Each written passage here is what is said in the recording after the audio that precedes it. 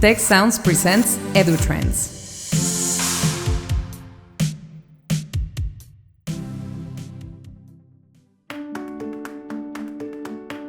Welcome to EduTrends, presented by the Institute for the Future of Education. This is a Tech Sound podcast, the official podcast of Tecnológico de Monterrey. I am José Pepe Escamilla, Associate Director of the Institute for the Future of Education. Today's guests are Tazin Daniels, Associate Director at the Center for Research on Learning and Teaching at the University of Michigan. Tazin, welcome to this podcast. Thank you. And we also have Angela Marocco, Instructional Learning Specialist at the University of Michigan. It's a pleasure to have you here.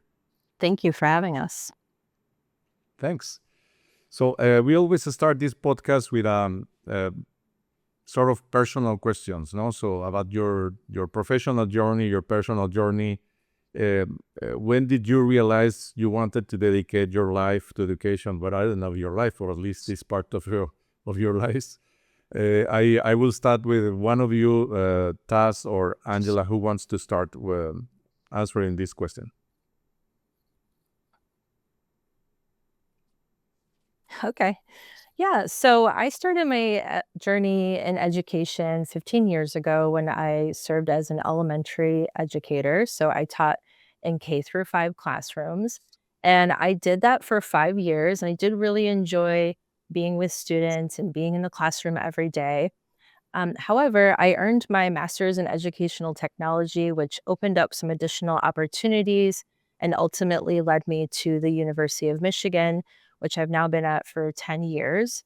And when I first started here at U of M, I joined the College of Education. And at the College of Education, or School of Education rather, we had a diverse number of programs, and I was able to teach and work with 2 different programs, one in educational leadership, so supporting future principals of K through 12 schools, as well as a alternative route to certification through Teach for America Detroit. And so with that role, I did a lot of coaching and support of coaches who were teaching the novice teachers in the Detroit classrooms. And I really realized at that point in time that I loved working with adults, and I loved any opportunity that involved training, which led me ultimately to my current role at ITS Teaching and Learning, where I serve as an instructional learning specialist, and I really focus in on training opportunities, whether that's over Zoom or in person or on demand, and just supporting the university as a whole, because we have several instructional support groups, and I play a part in leading what's called the Teaching and Technology Collaborative, and it unites our instructional support groups on campus so we can make sure that we are sending the same message and offering the same opportunities to our large institution. And I think that's a pretty good overview. I'll pass it over to Taz. Oh, I'm glad that you started with this question, Pepe. I'm learning about my colleague here. I didn't realize you had such a deep background in K-12. It makes a lot of sense based on what I know about you. So I come to this work with a PhD in anthropology, and my dissertation research actually examined the use of prescription stimulants among American college students, and specifically the ways that they were using it to enhance performance in their studying and day-to-day life. And as a result, I learned a lot about not only the college student experience, but also the inner workings of university life in the US, and what works and what doesn't, and what are the ways that we can kind of rethink success and productivity in American culture, and the way that higher education shapes our expectations around that. And in particular, I found that a lot of the reasons why students were leaning on these prescription medications were because higher education is broken and it is set up to advantage particular people. And so I started using that to influence my own teaching when I was in graduate school, and ended up having courses that were very highly rated. And that is because I implemented things that now I know are called like active learning and equity focused teaching and student centered teaching practices. And whereas I found those to be novel things, it turned out there is actually a whole profession designed to encouraging those types of changes in higher ed. So with that, I went away from the track of becoming a professor towards the track of teaching professors. So I've also been at the University of Michigan now for about 10 years, working at the Center for Research on Learning and Teaching, where I work with faculty, staff, and students and administrators from all of our schools and colleges on topics around teaching and learning, which include teaching with technology. I know we'll talk a lot about generative AI today, so that's been a big focus of mine, but also equity focused teaching and teaching across online, hybrid, community spaces, clinical spaces, and the whole gambit. So happy to be here. Very, very interesting trajectory. Sad Biriquino has joined the podcast now. He will Welcome. be coming in and out. I was listening to you both, and it's interesting how from different trajectories, the connection with transforming higher education. No, you say transform education is broken. You say it as, and you came from a very different path. And even if you didn't say it, Angela, I think higher education has to learn a lot from K-12, where innovation is, and the focus that we have in teaching learning is very important. No, so it's one of the things that I believe higher education has to do is to really reinvent itself. No, so we have this opportunity, which is artificial intelligence, and I would like to focus part of our discussion here around it, but also in how this can modify or transform higher education. I will start with Angela. No, so I would like to ask you about different tools that the University of Michigan has developed around generative AI for teaching learning purposes. Yeah, What can you tell us about that? for sure. So at the University of Michigan, right around the time that ChatGPT hit the scene, we decided that we would come out with our own suite of Gen AI tools that would be available to staff, students, and faculty on campus at no cost. And so we have a number of tools. We first started out with a tool known as UMGPT. And as you can likely guess, it's very similar to tools like ChatGPT or Gemini. It's a conversational AI tool. But there's a lot of features to make it versatile and custom to what our U of M community wants. And so we recently, for example, added several models that the users can select from, including both foundational reasoning models such as O3 Mini. And so that really creates a cutting edge experience that's available, like I said, at no cost community. And so we created this tool knowing that, in higher education, different departments and colleges would be able to use it for a variety of different things, whether that's humanities, folks using it to analyze large text collections, or using it to find trends and survey data, or even engineers using it to prototype new designs. And so we've seen the full range, knowing that we have 19 schools and colleges. Every school and college and department is using it a little bit differently. And what's most important about UMGPT and all the tools I'm going to tell you about is that we prioritize security and privacy, as well as accessibility with these tools. And so that is a deal breaker for a lot of folks, because we guarantee that the information put into such tools are kept private and secure and do not leave the community and are not used to train models like other publicly available tools. And then also, we've made it so our tools are designed to deal with sensitive data, and that can be really helpful as well, knowing that we're a research institution and also have our medical instance or medical campus, which is Michigan Medicine. And so we continue to evolve UMGPT. Like, we recently added a file upload feature, which is really allowing our users to expand their queries. And then shortly after launching UMGPT, we introduced a tool called Mazy. And what Mazy is a tool that allows the U of M community to enrich their Gen AI experience with a custom data set that they provide. And that data set can come from a variety of sources and several sources. So, for example, I could make a Mazy, and I could create it using websites, Google Drive files, files from Dropbox, so on and so forth, all on one topic. So let's say, for example, I had a bunch of information on a particular topic, like our generative AI workshop series. I could upload all the information from a variety of sources, and now I have a custom Gen AI experience where I can ask specific questions about my data that I'm providing. So it really narrows the experience compared to UMGPT. We really enhanced this tool once we connected it with Canvas. So we now have the ability to allow instructors to enable a Mazie in their Canvas course. And what that does is it allows both the students and the instructors to ask questions about the course, the curriculum, use it to quiz themselves on the content that's found in the Canvas course, do simple tasks such as review the syllabus. And so that has really enhanced the experience by connecting those two tools. And so that is Mazie. And we also have an advanced and flexible service offering known as the UMGPT Toolkit.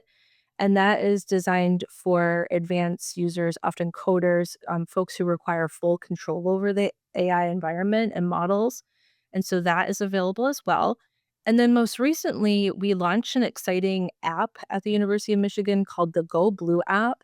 And what it is a mobile AI assistant that is allowing students and staff and faculty as well to access information that's specific to the U of M community on the go.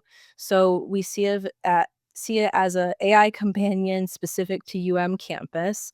So a couple of examples of how this plays out is a student could have the Go Blue app and they could be traveling from class to class. And what the app does is it allows the student to take photos along the way. Maybe they're a brand new freshman and they're wondering about the different buildings they're seeing or when they're open or the history of that building or if coffee is available in that building.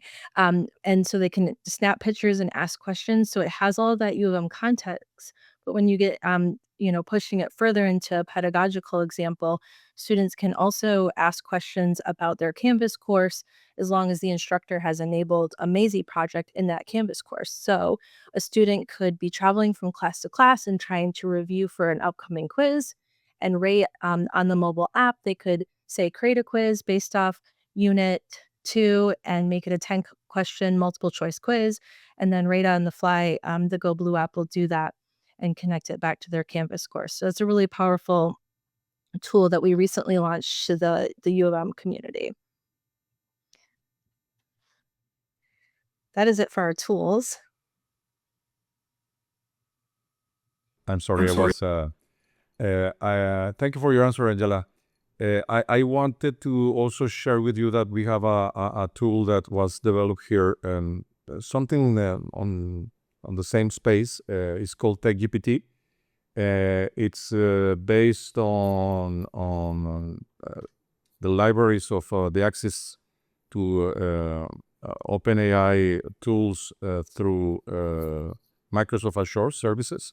Mm-hmm. So we have developed an environment that is not only an access to ChatGPT and other tools like DALL-E, etc., the different models, Mm-hmm. but also an environment for programming, and that has developed also some tools that are available. One of them is Skill Studio, which is a way that professors can share prompts, but also optimize models and racks. It has also these characteristics of privacy that you mentioned. We also developed Agent Studio. There is a tool to create agents like chatbots, the one that you mentioned. And we also have offered this as an open source software that will be available for download in June. We are running a pilot with a network of universities that are part of this to co-develop the open edition of TechGPT that we will use for everyone. Thanks for sharing. I will go with a task now. So we know that we are taking all the extra steps to be sure that things don't go the wrong way. But what are the analysis that you have made at the University of Michigan of the risks, but also the benefits of integrating these tools AI tools in a large scale? Yeah, absolutely. I mean, I think that we do our best to take a practically optimistic approach. I think that uh, talking about the risks is something that we often do, um, but also making sure that we're not missing out on the opportunities to shape the tools as they come out. And so I think the approach that we've all taken, Angela's team, my team as well, is a tool of experimentation and curiosity. So some of the things that we've seen firsthand is just the the ability for AI to accelerate productivity. So whether it is day-to-day work in terms of answering emails or analyzing data very quickly or reviewing large amounts of data to be able to summarize. I think a lot of us are experimenting with it firsthand so that we can give the best advice possible to the people that come to our trainings. We also see lots of potential for personalized learning through AI. So, some of the tools that Angela mentioned, specifically Maisie, the Go Blue app, it really depends on the user feeling confident enough to kind of create their own learning pathways through these products as well. And there's a lot of faculty and staff who are very interested in the research capabilities. And so the toolkit that Angela mentioned is another example of where people who are ready for more advanced applications, they have support and technology available for them.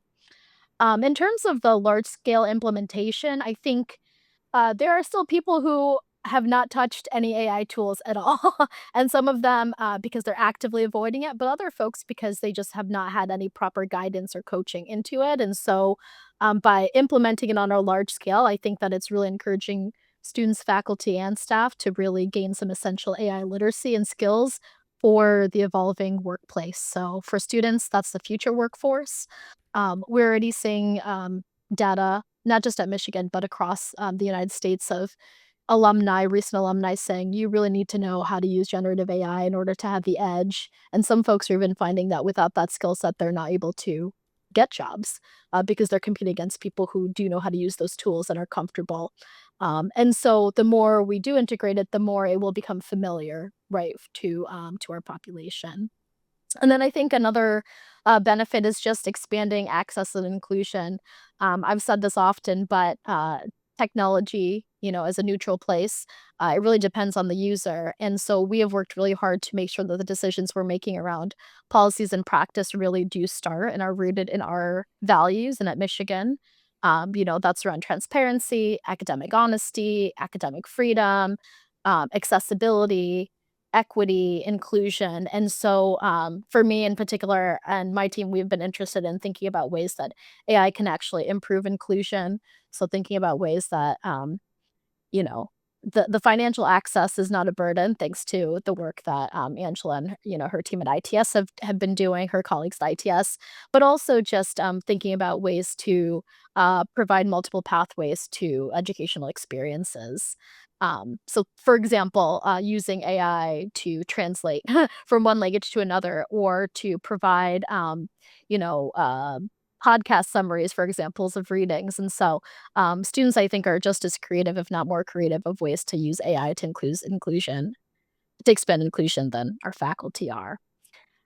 So that's the happy side, but we are very aware of what the risks are. I think just like equity is our value for why we make decisions around AI, we're also acutely aware of the fact that not everybody feels like they are comfortable with AI tools. Not everybody has the same amount of knowledge. And so part of what we're doing is trying to close that disparity in terms of just AI literacy through different types of professional development, which we can talk about, but also other projects where, and Angela can talk more about this, where we're actually helping students get more comfortable and get more experience so that they have an edge as well. There's certainly bias and reliability issues. I think, part of that is improving the technology, but also improving the user skill set to be able to create prompts that reduce bias and also apply all of this important critical thinking skills that they're learning in university towards their interactions with AI. And then, of course, data privacy, which Angela talked about, there are trade offs with that, right? If we're not using it to train the model, then we're not using it to train the model. And I know that I've had lots of questions around like the ability to do research around student use, and I know it's been brought to my attention that yeah, that does put a limit on the types of research that we can do because we are really prioritizing privacy over anything else. Hmm. Um, and of course, over reliance. We want to make sure that people are using AI to enhance learning and not to undermine it. So that's ongoing conversation. Hmm. Hmm. Yes, you talk about inclusion. I think we can go on that later, and also part of the inclusion is that the training and the support, and I think we can also talk about that later. But if we focus on academic integrity, Angela, uh, how to ensure that academic integrity while embracing the innovation of generative AI in the classroom? Actually, Taz and I switched on that question, so Taz is going to address that question. Okay. Yeah. Um, I think you probably have a lot to say about this as well, Angela, so feel free to hop in. I think one of the biggest things that I've seen, especially in my many workshops that I've done, I've given several keynotes and panels where people are very hyper focused on this idea of catching students and preserving this kind of notion of academic integrity. But I think we really need to reframe how we're talking about this. And so focusing on ethical engagement and curiosity and not just on preventing cheating. Because a lot of faculty, I tell them, I said, it's going to take time to catch cheaters. It's also going to take time to develop curricular content that encourages students to be intrinsically motivated and find the reliability. And so, where do you want to spend your time? And so, for me, a big part of that comes back to forming strong relationships with your students. And right now, it's still very murky, right? I can't say that any syllabus policy or expectation will be universally applicable. In fact, that's something that you can see all over University of Michigan's materials is that everything is course specific, professor specific, discipline specific, but we need to be having those conversations with students from the beginning and not waiting until students have to figure this out for themselves. So I think we're still very much in that stage.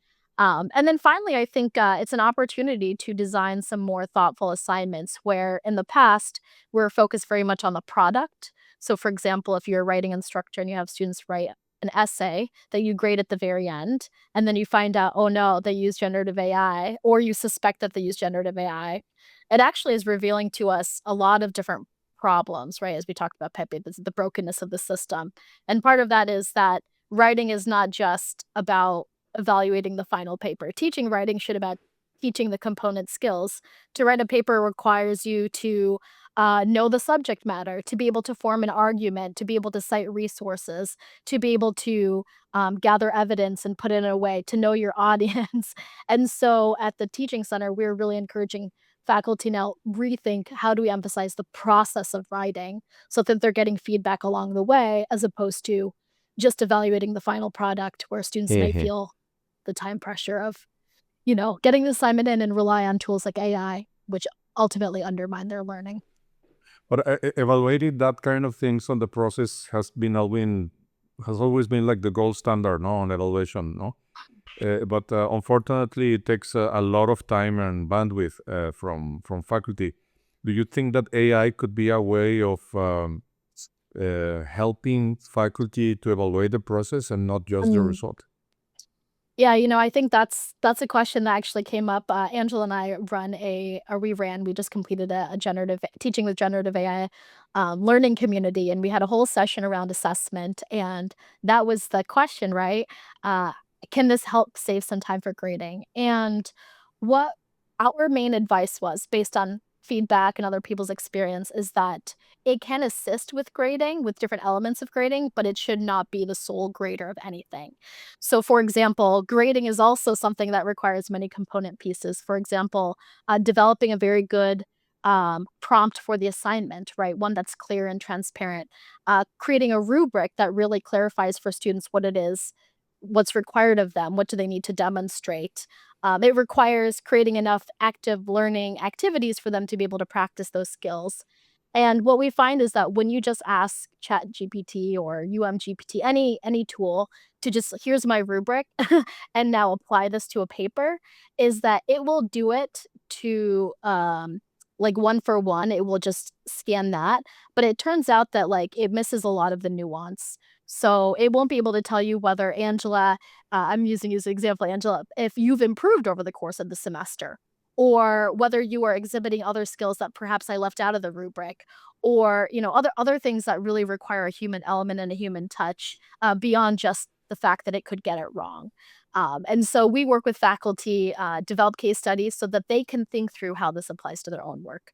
So could it help? Certainly, but should it replace humans? Absolutely not. Mhm, mhm.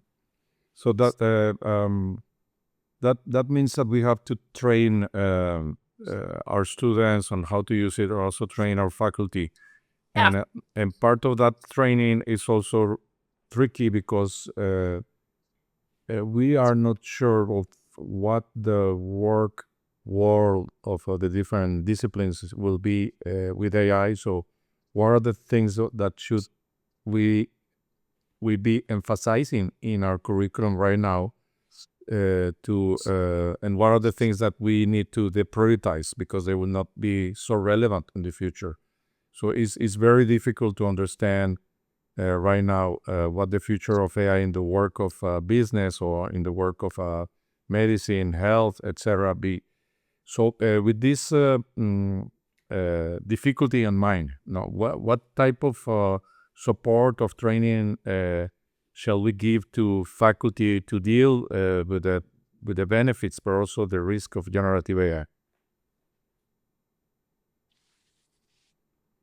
I think that's you, Angela, training. Yeah, absolutely. I can touch on this. So, first and foremost, as I mentioned earlier when describing our tools, what's most important is that we are providing equitable access to our AI tools. So, like I said, tools available at no cost to the U of M community, but also ensuring that those tools are accessible and easy to use. So, we make sure that we have user-friendly tools that can meet varying levels of technical proficiency, as well as tools that have varying levels of proficiency. And then making sure to create tools that have been tested for accessibility so that all students and staff and faculty, regardless of their ability or disability, can use the tools at the same rate.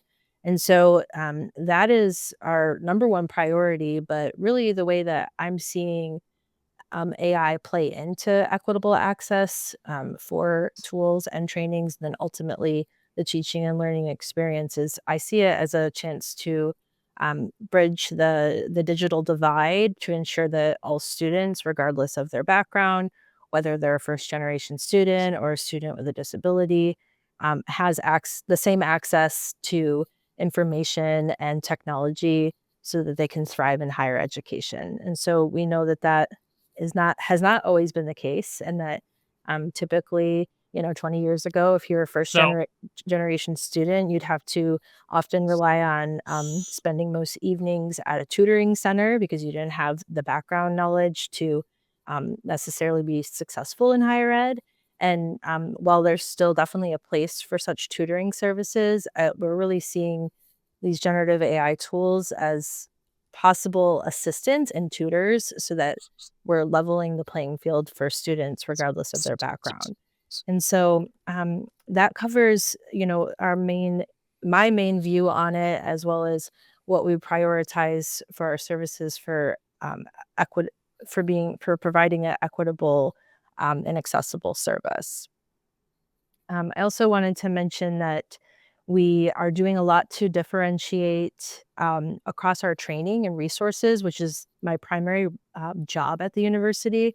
And so we really try to make sure that we're offering a variety of formats. And so we have, for example, generative AI courses and workshops, and we have these set up so they can be self-paced, they can be live Zoom trainings, they can be on a weekly basis over email. So we really try to meet our audience where they're at, because maybe they can't come to a live Zoom session, or maybe the self-paced course would be too time consuming. So then the email challenge would be more appropriate to them. So we're really trying to make sure that all learning styles and time constraints can be addressed so that everybody has a chance to learn and receive the proper training on these tools and how to use them effectively in the classroom. And so the main initiative that I've been focusing on is our workshop series on generative AI. And we found that that workshop series was better received when we shortened those offerings. And so we went from 90 minutes to 45 minutes for each session, and we saw a huge increase in participation. And so that really helped, as well as adding a badging component so that any participant could earn a digital credential to showcase their skills, which can help with their own professional development, or if they need professional development for their performance review, so on and so forth. And then we realized over time too that it was really critical that we differentiate those offerings according to the different roles. So at first we honed in on faculty, but over time we realized it's just important to create workshops that are differentiated for students as well as staff and faculty. And so the more that we were able to differentiate that content, we felt we were hitting every audience at the university. And so that series goes all the way from intro to Gen AI, prompting skills and crafting, and then advanced topics such as instructor and staff productivity as it relates to generative AI. And then, like I said, all formats are important, and to be equitable, we also provide the workshops on demand. We make sure to email recordings right away. So it's not, if you can't come to that 1 hour at a specific time in the week, that is okay. You still have access to the material. And so we've really found that people take advantage of those recordings. And then to make sure that we're providing an equitable experience, we continue to add tools. So even outside of our suite, we recently have made Notebook LM and Gemini available to the community because we are a Google campus. And so that is a way to consider how we're considering equitable access by not only letting folks have access to the AI tools, but other tools from other vendors and so on and so forth. And then something that we're doing in the future is developing a self-paced course for students. We've really mastered the self-paced training for instructors and staff, but we're realizing that our students need this instruction and guidance when it comes to Gen AI and what it is and how to use it equitably and what to know about its limitations and capabilities. So we're now working on a self-paced course that students can use. Thank you, Angela, for your answer to this question. We are arriving at the end of our podcast, and I want to make a last question to Taz. So, Taz, I'm asking you to look at the future. What will happen in the next decade? What impact do you see of generative AI having in higher education? Yeah. I'm going to take a midline, but mostly optimistic approach to this because I do believe that we have the tools and resources to do this right. But I think it will require us to really reimagine what our roles are as educators. So, if we are going to lean into this whole AI can open up access and opportunity and pathways for personalized learning, I think faculty really need to step back and think of us not just being the sage on stage, but how do we actually become guides on the side? And how do we actually become um, architects of learning so that students are not just sitting in the classroom listening to us speak, which unfortunately a lot of us are still very passive in the way that we teach, but instead really thinking about how do we help students leverage AI to create those personalized pathways. So how do we appropriately facilitate AI engagements with our students? Um, I I think that, flipped classroom is a way to do that, but I also think that that means that instructors have to be willing to learn and to experiment and play with AI to find out what works and what doesn't, and to continue to research and talk with students about what's working for them and what's not. I also think that reimagining what assessment looks like and really moving towards more dynamic, iterative types of assessment that focus on process over product, as I mentioned. We've already seen students use AI to really build some amazing projects. Things like in an automotive design course, where students might be asked to just do a quick sketch of a car that they're imagining, can now use AI to, in just a moment, right, perfectly visualize the types of ideas that they have in their mind so that then they can move on to other parts of skills building in their courses. And then finally, I think that our conversations around ethics and equity need to continue. I think, you know, uh, the university is exactly the space where we have the diversity of thinking, of expertise, of knowledge to be able to solve some of those larger problems. I know a lot of institutions feel like they're being pressured, right, to jump on board the AI train. And I think we need to be informed enough to be able to use our own power, our academic power, but also our purchasing power. For those of us who don't have access to the large resources like a place like Michigan, right, to be able to provide these programs for free. If Microsoft wants your money, I think that you should be willing to negotiate and talk about the things that matter to you, whether that's um, environmental sustainability or protecting minoritized folks who are negatively impacted by the proliferation of AI. Whatever those values are, I think that higher education has a role in bringing those to light and also using our negotiating power so that we align ourselves with interests that, that map across. So I do have a pretty optimistic view of how this can go, but I think it will require all hands on deck, including the folks who've been the most resistant. I think those voices actually are some of the most important, and without them, I don't think this will be tenable. Thank you very much, Taz, and thank you very much, Angela, for your answers. Congratulations for this initiative of generative AI at Michigan, and also thanks for sharing your strategy, the tools that you're using, the kind of training that you're having, but also the questions that we have to make ourselves, because I think in these stages of development of these kind of tools, it's very important to be asking us relevant questions, or what are the right questions, and I think that is also very important for our public. I enjoy a lot our conversation, and I'm sure that our audience will enjoy it too. I hope to see you soon in the future. Thank you, you. Pepe. Thank you. For more information, visit observatory.tech.mx/EduTrends podcast and ife.tech.mx. A special thanks to Tecnológico de Monterrey, the Institute for the Future of Education, and the Tech Sounds team.